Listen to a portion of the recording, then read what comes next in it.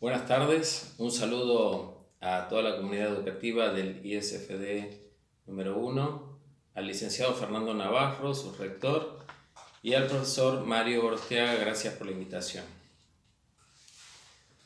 Bueno, hoy nos convoca esta celebración para los santiagueños, tan cara a nuestros sentimientos, la Fundación de Santiago del Estero, y una serie de miradas, si se quiere, abarcativas para pensar esta cuestión en este aniversario, ¿no? Primero, la Fundación de Santiago del Estero generó durante toda la primera mitad del siglo XIX un gran debate acerca de quién era su fundador, si Núñez del Prado, que había llegado primero haciendo sus fundaciones del barco, o Francisco de Aguirre, proveniente de la Capitanía de Chile. Como les decía, esta compulsa, estos debates se resolvieron en parte en el año 1953 con motivo de la visita del presidente Juan Perón. En esa oportunidad, y coincidente con estos festejos, se va a hacer un Congreso Nacional de Historia, y en este congreso se va a debatir acerca de la fecha de fundación y las autoridades que habían llevado a cabo este hecho o acontecimiento. Bueno, en ese debate resulta, podría decirse, prevalece, gana la postura de que el fundador había sido Francisco de Aguirre. Es cierto que la documentación lo beneficia en esta compulsa y que había hecho mucho Aguirre para borrar la memoria de Núñez del Prado. No era una cuestión personal ni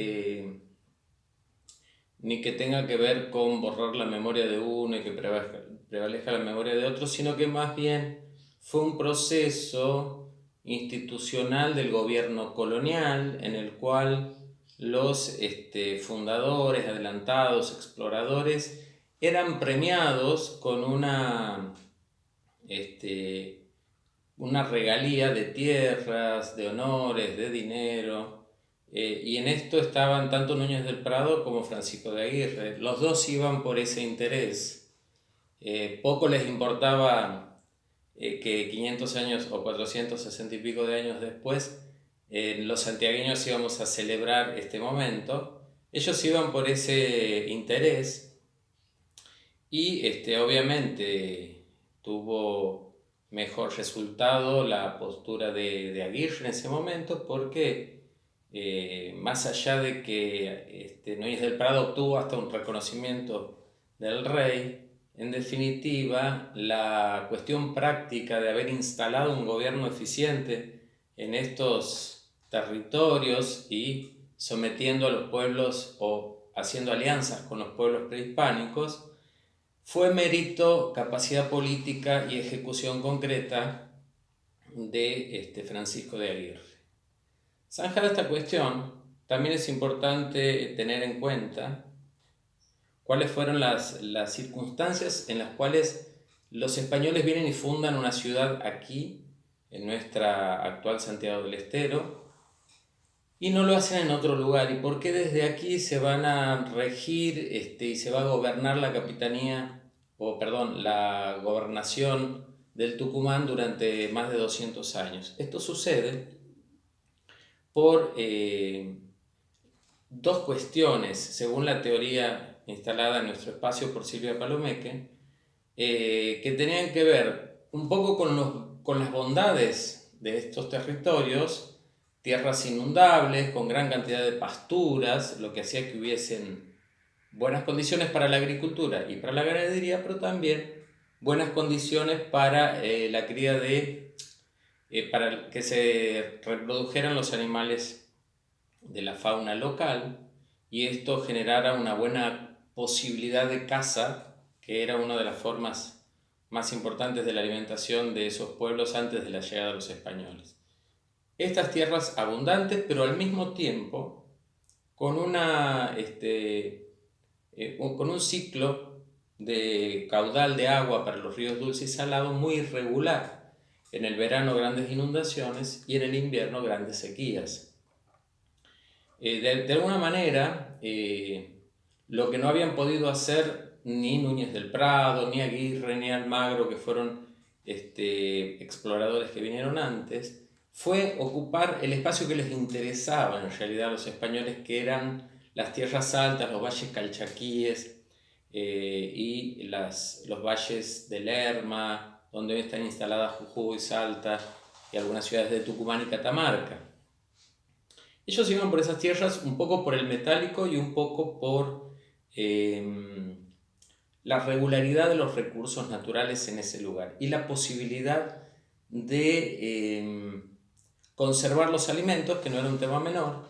ya que en ese tiempo no había tecnología de conservación como la que tenemos hoy, de frío, etc. Y en definitiva, de alguna manera, al no poder conquistar esas tierras altas que eran de pueblos muy bravos, como los calchaquíes, por ejemplo, los quilmes, decidieron ir corriéndose hacia el actual territorio de la provincia de Santiago del Estero y fundar aquí una ciudad desde la cual, por algo, se le va a llamar madre de ciudades, se iba a avanzar hacia esos territorios más altos de manera paulatina. Lo que pasa es que después, ¿por qué dura 200 años esta especie de fundación provisoria para conquistar las tierras altas? Porque sin duda se generan condiciones muy favorables para el asentamiento de las ciudades españolas y para los planes españoles que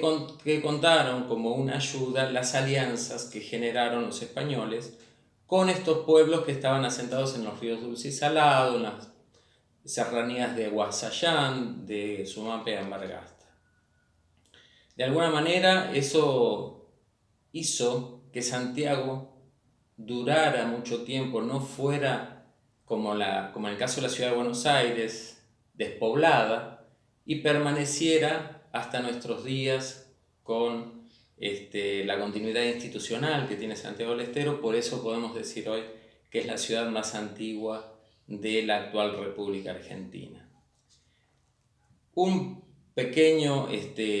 capítulo se merece lo que está pasando con la historia en este momento en la ciudad y en la provincia de Santiago del Estero y las deudas de la historiografía santiagueña para con el pueblo santiagueño.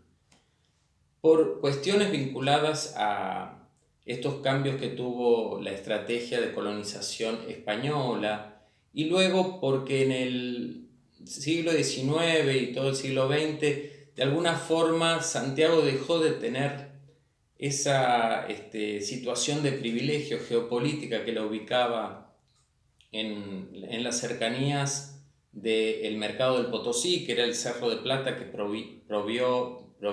a toda Europa de mucha cantidad de metálico en tiempos que la economía se basaba en la posesión de metales. De alguna manera, con el comienzo de la Revolución Industrial, Buenos Aires, Santa Fe y Córdoba quedaron mejor posicionadas para